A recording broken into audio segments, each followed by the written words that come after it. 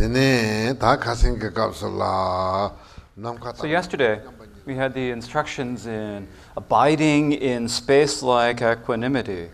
And then following that, there is the concluding section of this work, which we can say is the instructions on the spontaneously present three kayas. And so, to pick up where we left off yesterday, it reads, "The glorious Saraha said," this is the second to last page, "The glorious Saraha said, completely abandoning the thinker and what is thought of, remain in the manner of a carefree child."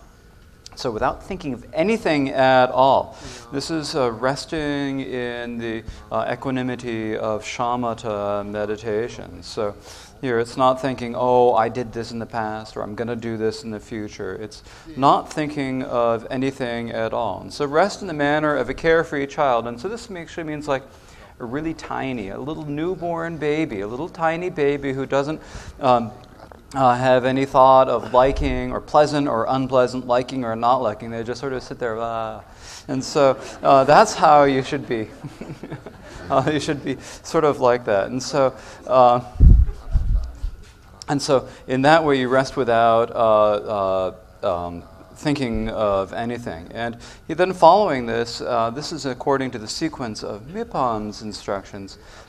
This is the instructions on breaking open the eggshell of ignorance, so resting within that meditation. So these are resting within that equipoise is the instructions on breaking open the eggshell of ignorance. Then, if you apply yourself to the words of the Guru and the endeavor, so this line, the third line of the quote, refers to the instructions on cutting through the web of existence. Through the instructions of the Lama, we are introduced to the nature of the mind, and so these are the cutting through the web of existence. Following that come the instructions on abiding in space like equanimity, which are the line, "The co-emergent will dawn without a doubt." And so if you do this, then there's no doubt that the exceptional experience will arise within you. And so this line is referring to the last bit of the instructions, the instruction of abiding in space like equanimity. And so here, in this way, we have the three parts of the instructions. We have the breaking through the eggshell of ignorance for the first. The second is the cutting through the web of existence, and the third is the abiding in space like equanimity. And so what is the source for all of these instructions? These sources come out of this song by Saraha.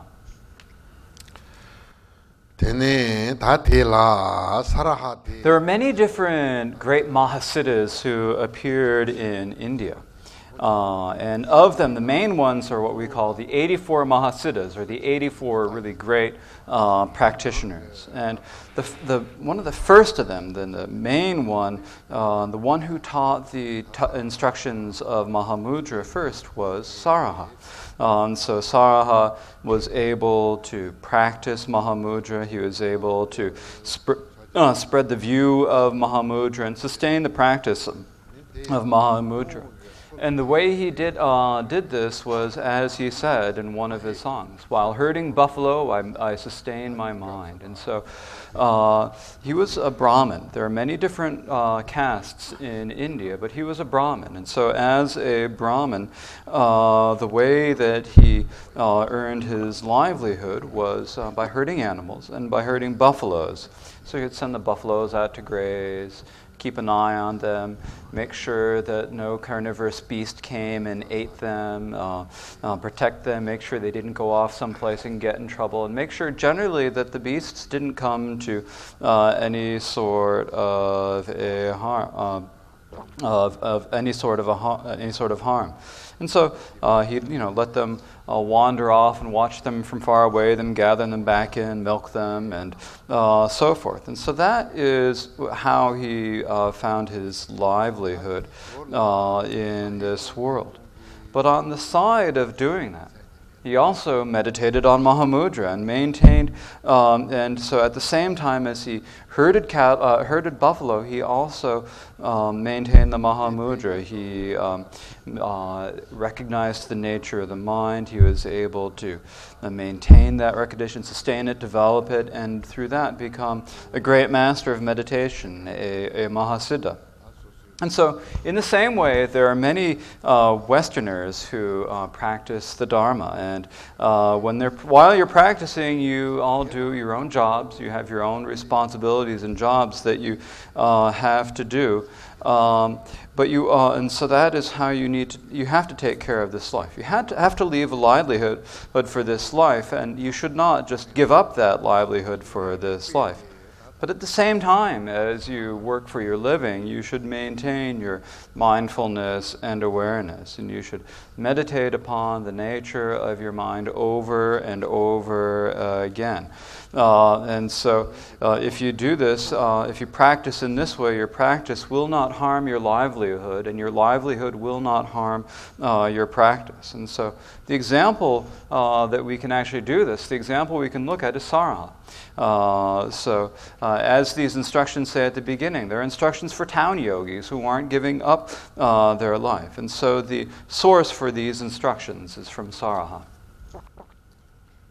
Actually, Saraha is a wonderful example for householders, for town yogis, whether men or women. You could take other examples like Milarepa. Now, with Milarepa, he's someone who did go through a lot of hardship for the Dharma, but for us to do that, if we had to do that, it would be a little bit difficult. It's not quite right for us, Of course, he was a wonderful yogi. I mean, he was an excellent yogi. He was incredibly diligent. He had such strong faith and devotion. But are we able to do that? Well, it might be a little bit difficult. So maybe he's not the best example for us. Saraha is a much better example for us. So if we take Saraha as an example, we can say it's okay. You can work, you can practice at the same time. It's okay. And so for this reason, he's just a wonderful example for all of us to follow. So here in this quote here, there's the actual words of the quote, the completely abandoning the thinker and what is thought of, remain in the manner of a carefree child. If you apply yourself to the words of the Guru and endeavor, the co-emergent will dawn without a doubt. But in between these lines of the text, Mipham Rinpoche has inserted a couple of little notes. And so the first one is, remain in the manner of a carefree child. And then there's note. That was the method of resting. So here, when we rest within that, this is teaching the manner of doing our resting meditation, resting in equipoise. And so that's the first two lines that remain in the manner of a carefree child, teach the methods for resting. Then it says, if you applied yourself to the words of the Guru and endeavor, and then there's another note, which would probably be flush left over there. It's actually shouldn't be in square brackets. It's part of Mipham's original text. When you have obtained the oral abstractions of being introduced to the face of awareness. And so here, these are the instructions on cutting the eggshell of ignorance. So it means when you're resting in that equipoise like that, is it enough to just sort of rest there and be in this sort of blank, vacant state? It's not.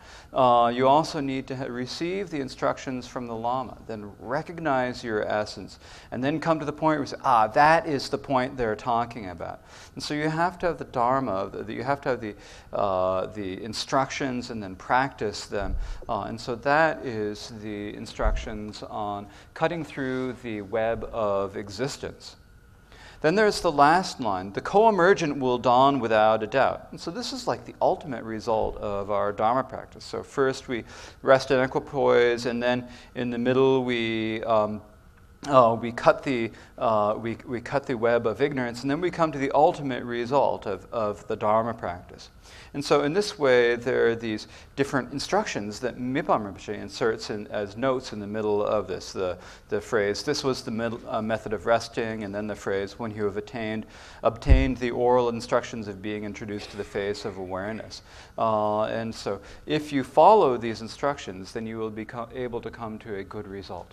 Actually, Sara has really amazing blessings, amazing power. And the reason for this is that even if we meet him, whether we actually meet Saraha or not, there's a real power to, or blessings to, Saraha. Like with Marpa the translator, for example. He went many times from Tibet down to India.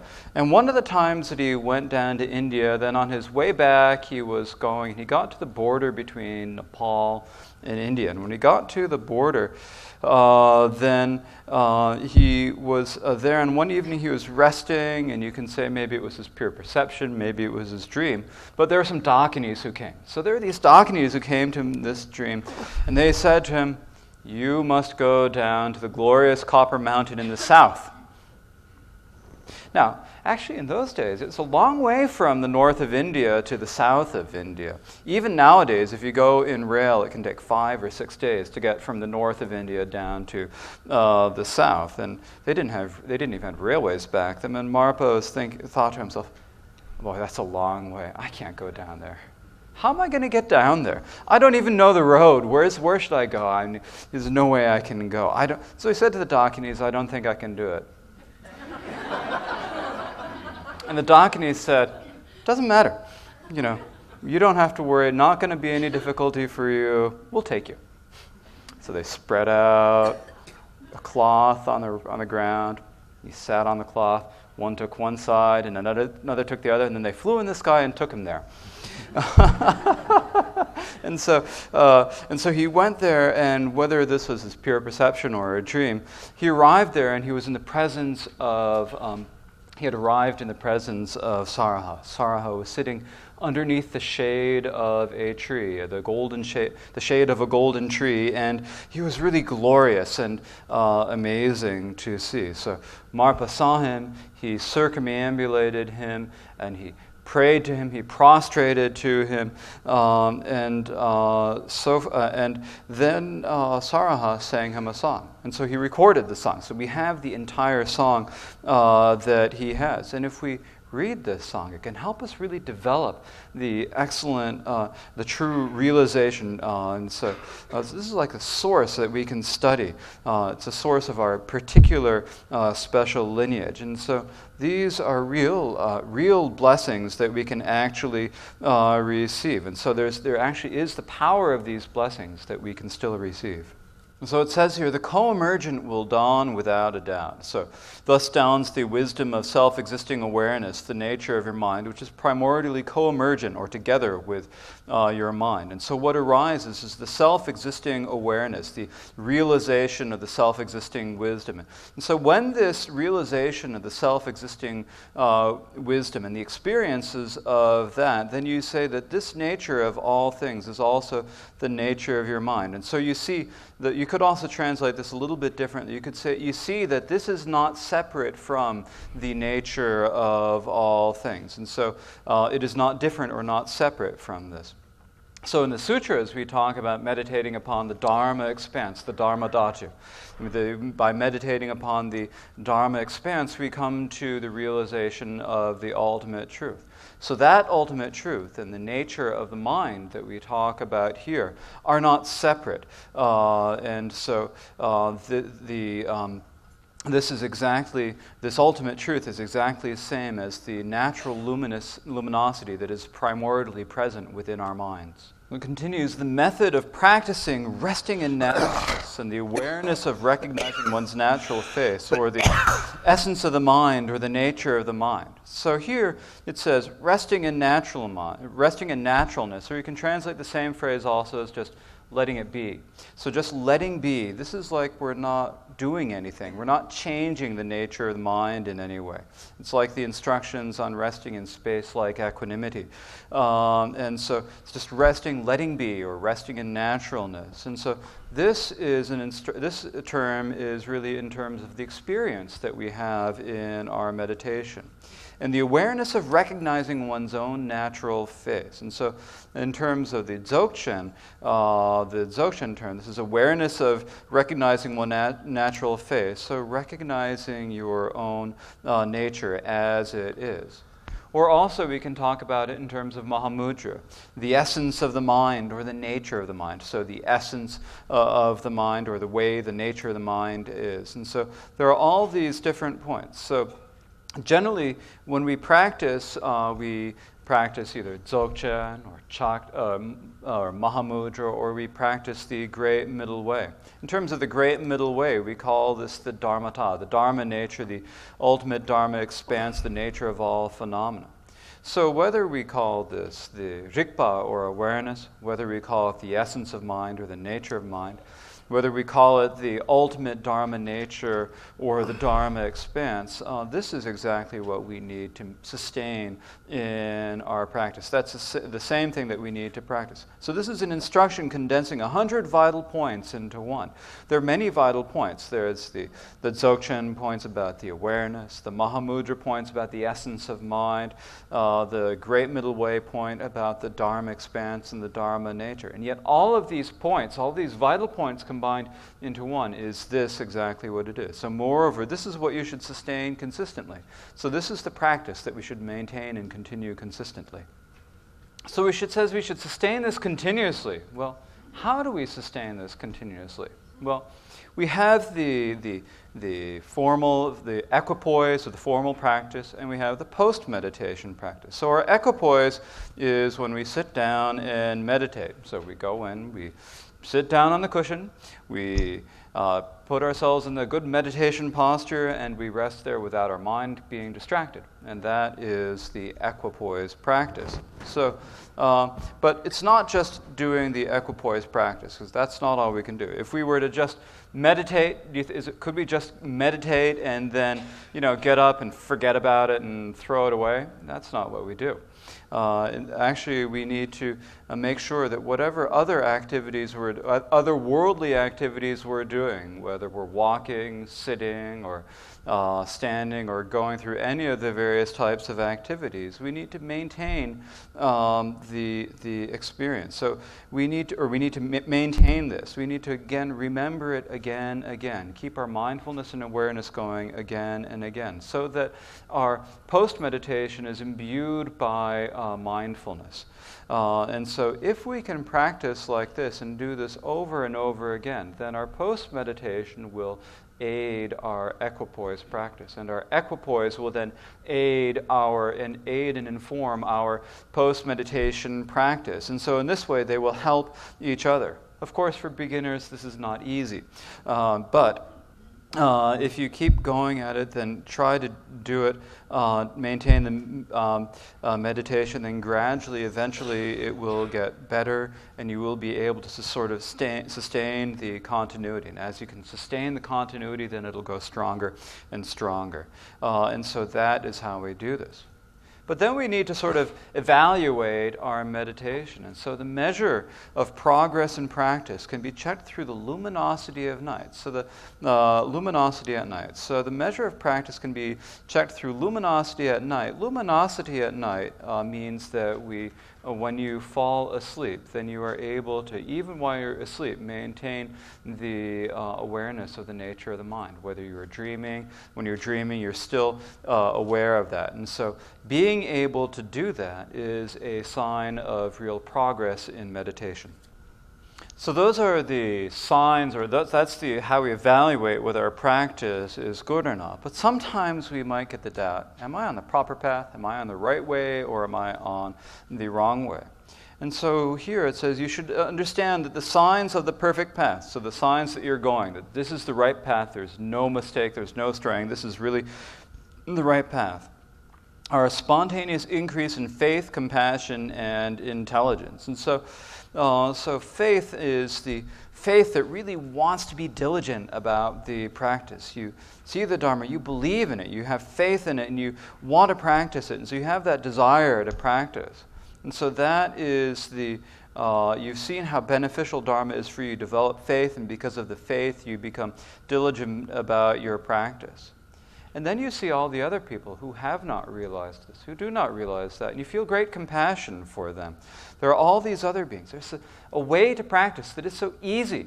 It's so beneficial. It's such a great, good path. And there are all these other poor, suffering people out there who don't see that, and you just feel compassion for these other people. All these people who have so much suffering. They have so many difficulties and problems. And you feel great compassion for them. They have a chance to enter this wonderful path, and yet they don't know. They don't know how to do it. They are unable to engage in this path. And so there's this wish to protect all these beings from suffering, and this is the strong compassion that we feel. And then also intelligence, or prajna, intelligence. So naturally, when we realize the nature of our mind, we also realize the nature of all phenomena. And so through realizing the nature of all phenomena, we realize the main points of the Dharma. We come to know the main points of all Dharma teachings. And so in this way, we have three main qualities that we develop: the faith, compassion, and intelligence. But it's not like we sit there thinking, okay, I'm today going to meditate in order to develop faith, compassion, and intelligence. It doesn't happen like that. It's spontaneous, spontaneous increase in faith, compassion, and intelligence. And so when this spontaneously happens, that's the sign of being on the right path. So the faith and the intelligence are primarily for our own sake, and the compassion and loving kindness are primarily for the sake of others. And these are extremely beneficial. So realizing this is extremely beneficial. So this practice is easy with minor hardship that will be known through your own experience. And so it's a very easy practice. It's a good, beneficial practice that you can do. And so it take too much effort to do it, as you can know through your own experience. So here we have 4 different qualities that come through this practice. The practice is easy, there's minor hardship, that's 2, and then it is profound and swift. So these are the 4 qualities. It's easy with minor hardship, profound, and swift. So those are the 4 qualities. We've already talked about the first 2 of these. And so then it is profound and swift, because if you practice with the greatest endeavor, your realization will definitely be in harmony with the realization of those who entered this and similar instructions. So it's profound and swift. If you put a lot of effort into these, then comparing yourself with people who go through other paths, and you'll see that this path is easy. It is fast. It's very profound. And this is something that you can know for yourself. So, for example, if you think about the path from the sutras, in the path for the sutras, you have to gather the accumulation of merit for millions of eons. So it's a very vast and long sort of path. But this is not that sort of vast and long path. Rather, this is something we can do in one lifetime. Even if you don't have enough diligence to do this in one lifetime, you can at least definitely really start down begin this path. And so you can know this from your own experience. And then when we do this, what is the ultimate result of our practice? Well, the ultimate result of this is the fruition to be attained by practicing the luminosity of your mind is as follows. So the luminosity of your mind is the nature of your own mind. And so by practicing the nature of your mind, what is the result that you get? What is the ultimate fruition of that? The fruition is that when the discursive thoughts and the obscurations of habitual tendencies are spontaneously cleared. And so here, when all of the obscurations are cleared, and so we have, these are the obscurations to, what are the obscurations? They are the obscurations of discursive thought, and then also of the habitual tendencies, or the imprints within ourselves, the imprints of all the afflictions and so forth. And so these are the types of obscurations that are spontaneously cleared. So they dissolve, they cleared, and that means that we've eliminated them. And so when we have eliminated and cleared away these obstacles, then what is it that happens?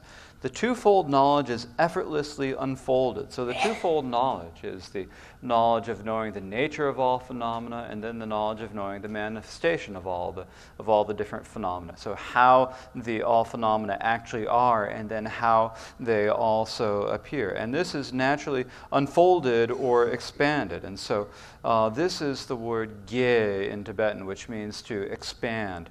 And so the first is sang. Sang means to dispel or to clear away. And the second syllable, gye, means to expand. And so this means that when we have cleared away or sang all of the thoughts and all of the imprints and habitual tendencies, in other words, when we've eliminated them all, then we will be able to we'll be able to develop or increase all the two wisdoms, and we'll be able to spontaneously accomplish the benefit for ourselves and others. And the primordial kingdom is attained, it says. So the primordial kingdom, means that the nature of the mind has been present within us primordially from the very, very beginning. But we kind of lost it in the meantime. We've lost it, but then somehow we found it again. And when you find it again, you realize, oh, I've got back where I started from. I got back where I was. And so you realize that this nature is here. And then there is a word here in the Tibetan that's not quite translated in the English. It says that it's this is lasting. So it's it's the lasting kingdom of this. So it's not going to go away. It is with us forever. And so we've got there. And then when we are there, so saying that it's a lasting kingdom means that we are not going to fall down or descend into confusion again. Thus, the three kayas are spontaneously accomplished. And so the three kayas are the three kayas of the Buddha, the Dharmakaya, Sambhogakaya, and the Nirmanakaya. They're spontaneously accomplished. Then it continues profound. So profound here means that this is a profound text. And the reason is as explained before when it said it's fast and profound, or a profound and swift instructions. So that is why it says profound here. Then it says, in the Tibetan it has the Sanskrit word, guhya. Guhya means secret, and then the word samaya, which means commitment. So it's like a secret commitment. And so the reason is that there are people who don't practice, who denigrate the Dharma, who deny the Dharma, who don't like it, who have misconceptions and wrong views about the Dharma. And for such people, it will not help them, because they'll think, oh, it's fast and easy. I can keep doing, non-virtuous things and indulge in my afflictions and so forth. And so for people who think like that, these instructions will bring absolutely no benefit. So it's better to kind of keep it close and secret. Following this comes the colophon, which explains when this was written. And so now the way that it's calculated here, as it says in the bottom, it's in the auspicious 12th day of the second month of the year of the fire horse in the 15th cycle. The 15th cycle is not translated here.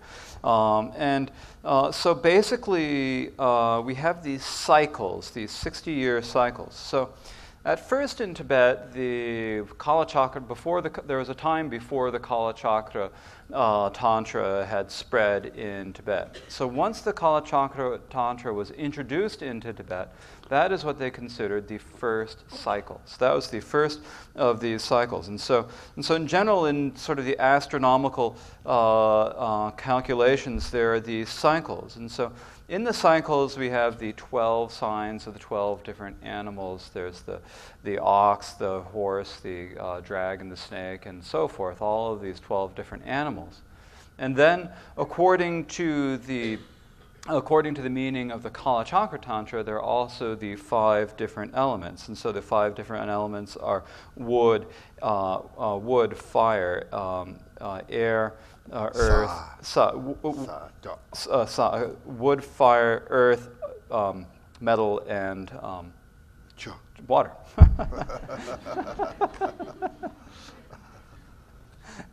And when you bring these two together, you've got 12 animals, you've got 5 elements, that makes 60 years. And so you've got 60 years cycles, and each of these groups of 60 years is called in Tibetan a rabjong, or it can translate it as a cycle. So now the time when Mipham Rinpoche was alive in the world and performing his activity as spreading the Dharma was the 15th of these cycles. And so here in the Tibetan it says Rap Tse. So Rap here means the Rapjung, or the cycle. And then Tse means 15. So it's the 15th cycle. So the 15th cycle since this. You're getting a nice astronomy lesson today. So am I. And so that's the 15th cycle. And then this is the 12th day of the second month of this. April 6, 1906, our translator tells us. And so, in general, now we are in the 17th of these cycles. And so that, according to the calculation, was the 15th cycle, the fire horse year of that 15th cycle. And then he explains the reason for doing this. And the reason he wrote this text is for the benefit of the town yogis who do not wish to exert themselves, especially in general studies and reflections. So who don't want to put too much effort into this, yet still desire to practice the mind essence. And so they still have the wish to practice, to maintain, sustain, and practice the mind essence. This profound instruction is in accordance with the experience of the old realized ones. So the profound instruction, the particular Tibetan word here means really red instruction. So when you say red instruction, that means a real direct, nice, very direct instruction for practical guidance with comprehensible Dharma terms, which means no fancy poetry. So it's composed by Mipham Rinpoche at that time. Uh-huh. So now that completes our short teaching for the weekend, and we've accomplished this without any obstacles or difficulties whatsoever. And so right now I would like to help just sort of inspire you, give you a little bit of encouragement for this. And so basically in your practice here, you are not making any mistakes in your practice. You are practicing wonderfully. And this is extremely fortunate. If we think about this land of America, there are hundreds of millions of people here. But among all those hundreds of millions of people, it's you who have encountered the Dharma and who are practicing the Dharma. And so that is really the most fortunate that you could be. This is an extremely good fortune, and we should recognize this good fortune. So basically, when we practice the Dharma and when we practice samadhi meditation, one of the main obstacles to our practice is laziness. And one of the most important forms of laziness is the laziness of self-denigration, saying, I can't do that. I can't bring myself to do that. I'm a poor wretch. I can't do anything at all. I'm terrible. There's no way I can practice the Dharma. And actually the antidote for that is to really sort of perk yourself up and inspire yourself. For example, as it says in the Jewel Ornament of Liberation by Gampopa, the first thing is the cause. And the cause is the potential of Buddhahood, or the family, or the potential or capacity of Buddhahood. This is present within all sentient beings. This potential to awaken to Buddhahood is present within all sentient beings. We have it present within our minds. It's present in the nature of our minds. Like with Sarha. Sarha had this potential. He then practiced on the nature of the mind. He meditated, and through this he achieved the state of being a Mahasiddha. And just in the same way, we can also do the same. We have that same power. We have the cause, we can practice on it, and through practicing it, we can also attain the ultimate results of the practice. And so, if we think about it in this way, there is absolutely no need for us to be lazy and to denigrate ourselves, because we all have this same potential to practice and attain the result. We all have that power. So that is the cause that we have. But we also are fortunate in having this wonderful human body. As Gampopa says, there's the cause, which is the potential or the family of Buddhahood. There also are the conditions. And the conditions are the precious human birth. And you need both of these in order to practice the Dharma. All sentient beings have the cause to practice the Dharma. but not all sentient beings have the precious human birth. For example, we can think about animals. Animals can, of course, they can, in temporary times, they can develop good, kind hearts and be very kind-hearted, but they don't have any opportunity to really receive Dharma instructions and actually practice the Dharma. They don't have any chance to practice samadhi meditation. They just don't have the opportunity to do that because they don't have the precious human birth. But we do have this precious human birth. So we have the cause, and we have the conditions, and this is an incredibly wonderful, great fortune. And so it's not just that we have any old human body. As I was saying before, there are hundreds of millions of people here in America, and among them, you are the ones who have actually encountered the Dharma and who are actually able to practice the Dharma. This is such an incredibly wonderful good fortune that you have to realize. You have to realize that this good fortune that you have really is a good fortune. And so if you realize this, and then you can study, contemplate, and meditate, then it will be really beneficial for you.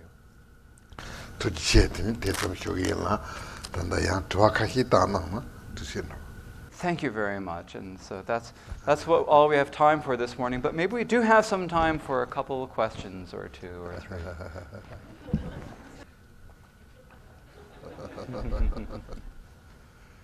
Thank you, Rinpoche. Considering the easiness and simplicity of this particular path and practice, why would anyone want to bother with Vajravidya and all those other things? It's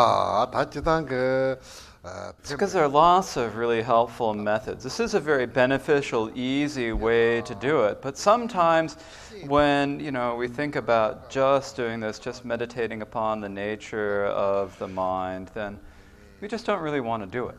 And so then if you do a practice like Vajravidya or Chakra Samvara, and you do these practices, then you do the preliminary practices, the actual practices, then it can be really helpful in that situation. And so for the reason, it's like if you just eat bread, you can just eat bread and it will fill your stomach. That's fine. But if you were to have a restaurant and you were to only serve bread, then your business would not go very well. And so, you have to have various different dishes that you make. Maybe you should serve potatoes. And so if you have, bread and potatoes, then everyone's hopes will be fulfilled. And so, in that same way, sometimes when you're meditating upon the nature of the mind, you're only meditating upon the nature of the mind, it gets a little boring. And so for that reason, if you do a bit of the creation phase meditations, make offerings, arrange offerings, then you can develop real joy and excitement in your mind. And when you have that joy and excitement in your mind, then that will really help your practice, and that would be fine, wouldn't it? Yes, I think it sounds great. Thank you. Rinpoche, thank you so much. Please forgive me if maybe I missed it, so maybe it's me. But in my reading of the manuscript and in my listening of your holy words, I failed to hear anything about the relationship of appearance to the mind, other than today in regards to when all the obscurations are lifted, then you can see the true essence of your mind, which unleashes wisdom about all. That's what I heard, and I was hoping if you could bless us with even if brief commentary on the relationship of appearance to the true nature of our mind. Nature of the mind, yeah. Generally, in this text, we are primarily talking about meditating upon the nature of the mind. And the reason for that is that, of course, it does talk in the sutras about the emptiness of external objects, and so we can come to really comprehend and internalize the emptiness of internal objects. But instead of that, here we emphasize the internal mind. It's the internal mind that experiences joy, that experiences suffering, that experiences pain and the afflictions, that experiences love and compassion, faith and devotion. All of these depend not on external objects. Rather, they all depend upon our internal mind. And so, for that reason, here we primarily emphasize the mind. So if we focus on that one object of the external mind, then it's easier to meditate in this way. So the meditating upon external objects doesn't have such a strong influence us. So primarily we meditate upon we focus on the nature of the mind. And we, of course, we can meditate in general on the emptiness of all phenomena, on the Dharma expanse, but the primary focus of this meditation is on the nature of the mind because it is easy and very beneficial. And so that is why this set of instructions emphasizes the nature of the mind. Mm-hmm. Thank you. Rinpoche, it seems like I've been doing practice a long time, particularly deity practice. In a way, it's like the harder I try, the more I realize I'm still me, and still trying. And so I just wanted to make sure the way I'm taking this is that would be the point where I would realize to look at the nature of the mind which realizes this. And that would be where I'd want to rest. So that I could sort of let go of the other part, so to speak. It could be happening, but it wouldn't have to be. I wouldn't be confused that it's me. Does that make sense? I'm not sure that I... Well, in other words, you would realize your true nature. Your true nature just sort of watches this going on, right? Do you mean in the context of deity practice? Yeah. I mean anything, but yeah, that in particular. So you're saying in the context of deity practice, whatever you're doing, really. Looking at the nature of the mind and then within that realizing it?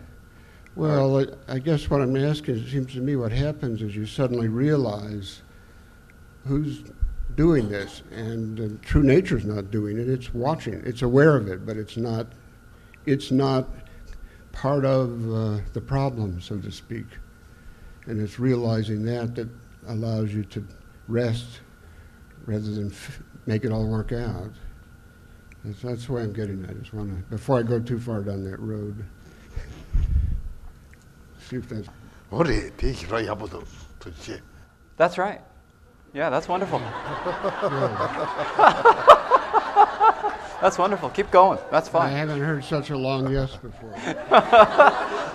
And then yesterday you were talking about the wanting a long session and then getting a short session and wanting longer days. And I didn't get a chance to answer that. And generally, your initial wish to have a really long session is a sign of having real faith and real devotion in the Dharma. And this is really wonderful, and I want to thank you for that as well. Thank you, sir. Thank you. One sentence struck me very much from this teaching is discursive thoughts and the waves of wind of karma cultivated since beginning this time. So I realized how much karma I have, and that part of karma become the obstacles for my path. I'm asking the kindness of Rinpoche to suggest effective way to clear out the karma. The main thing about karma is that when we talk about karma, bad karma, then bad karma has no virtues except that it can be purified. And so you can confess it. Confess and purify your karma. So the first thing is to feel regret for the bad things that you have done. Then after you have feel the regret, then you should make the commitment not to do them again. And so in this way you can confess them. And in particular, in the Vajrayana practice, we do the meditation on Vajrasattva. As part of the preliminary practices, we visualize Vajrayogini above the crown of our head. We visualize that cleansing nectar comes down and cleanses our body of all the misdeeds and obscurations. And we also recite the 100-syllable mantras. And so in the future, if you really start doing practice, doing this Vajrasattva practice will be very good for you. Rinpoche, thank you. To try to keep it very simple for myself, to remember to just do a few things, could I boil it down to always trying to remember to look at the nature of my mind? Try to recognize it. If I fixate somehow on that experience, to look at the looker.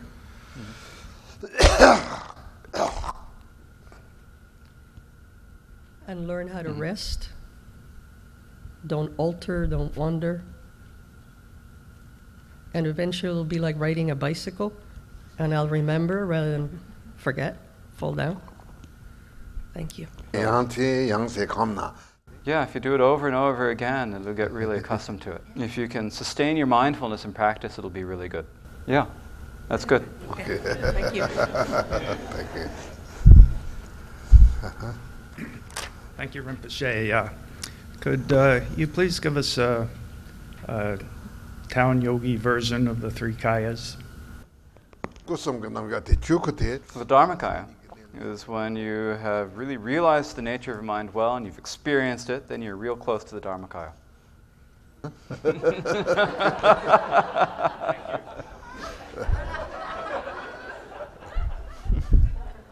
Yeah. Rinpoche, I just wondered, could you tell us who taught this to Saraha, or did it just unfold in his mind? Generally with the Buddha's Dharma, the Dharma of the Buddha, then we talk about three different vehicles. There is the foundation vehicle, or Hinayana, there is the great vehicle, and then there is the secret mantra Vajrayana. And these sort of appeared in order. First, there was a period when the primary teachings that spread were the teachings of the foundation vehicle. Then there was a period when the primary teachings were those of the great vehicle, the Mahayana. And then there was a period when it was primarily the secret mantra Vajrayana. And so these occurred in order, basically according to their sort of own activity. And so this is generally how it is taught. And so these instructions are primarily taught in the Tantras. But the Tantras did not spread widely at first. Then Saraha came, he received the instructions, he practiced the instructions, and became a master, the meditation master of Mahasiddha, and then from him the instructions passed down.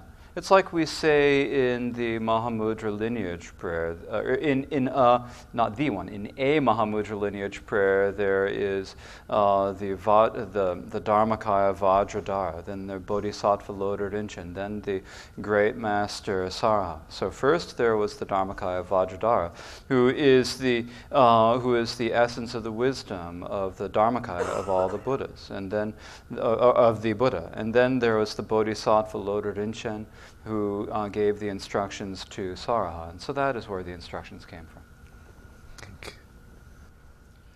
Rinpoche, the instructions are not to be too tight or too loose in meditation. Could you provide some examples?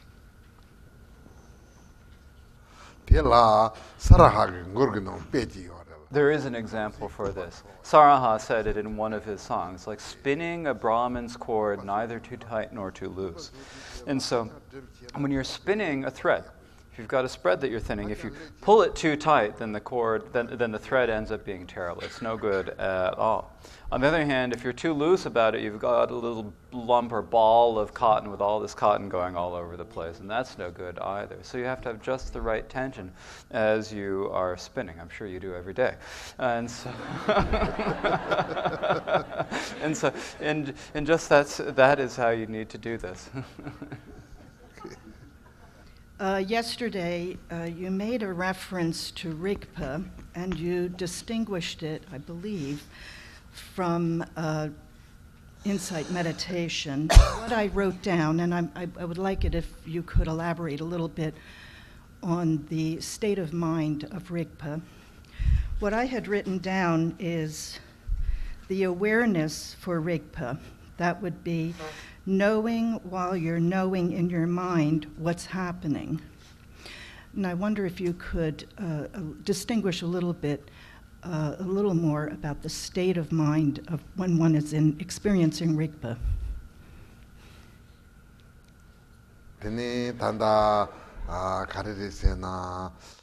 When we say Rigpa, which we translate in English as awareness, then that means, if we understand that as meaning that we just know whatever is happening in our mind, whatever occurs in our mind, then that's not right. That's not really what it means. Rather, when we say Rigpa, or awareness in that context as meaning Rigpa, then we mean when we recognize the essence of mind. We recognize the essence of mind is empty and yet naturally clear. And we recognize that, then that is what we call Rigpa, or awareness. If you just sort of think that whatever occurs in your mind, recognizing whatever is occurring in your mind is Rigpa, then that is not right. Because then you sort of think, oh, a thought occurred, another thought occurred, I'm aware of that, this is Rigpa, and that's not what it is. But if you understand it as being able to practice and maintain, sustain the awareness of the nature of your mind, then that is good. Now, insight meditation is when we have the recognition of the awareness of our mind and then sustain that. And so in this way, there's not much of a difference between this and the Rigpa awareness. And so the reason, we have realization. The realization occurs. We recognize it, and that is awareness. And so, in this way, that Rigpa, the awareness as Rigpa, and then the awareness and then insight meditation or Vipassana are pretty much the same. Now, as a translator's clarification on this, there are two words that we translate in English commonly as awareness, and sort of following common practice, I've done that. The first is Rigpa. And the second is Sheishin, which means knowing what you're doing. And I think what happened in your notes is you wrote down the wrong Tibetan word. What you described in your notes is actually the Sheishin, knowing what's happening in your mind at the time you're knowing it. We also translate that in awareness as in mindfulness and awareness.